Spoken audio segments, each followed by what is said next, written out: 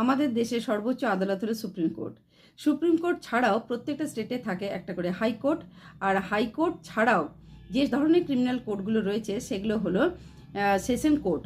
প্রত্যেকটা ডিস্ট্রিক্টে থাকে হচ্ছে সেশন জাজ এবং অ্যাডিশনাল সেশন জাজ। এই সেশন জাজ অ্যাডিশনাল সেশন জাজকে অ্যাপয়েন্ট করে হাইকোর্ট।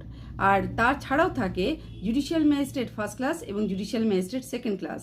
এই first class judicial magistrate high court হতে অ্যাপয়েন্ট করে as a chief judicial magistrate এবং অ্যাডিশনাল চিফ জুডিশিয়াল ম্যাজিস্ট্রেট। এবং কোর্টের ভলিউম বা রিকোয়ারমেন্ট অনুযায়ী স্পেশাল জুডিশিয়াল ম্যাজিস্ট্রেটও অ্যাপয়েন্ট করা হয় এবং তার সাথে রয়েছে স্পেশাল এক্সিকিউটিভ ম্যাজিস্ট্রেট এবং এক্সিকিউটিভ ম্যাজিস্ট্রেট। এক্সিকিউটিভ ম্যাজিস্ট্রেটকে স্টেট গভর্নমেন্ট অ্যাপয়েন্ট করে।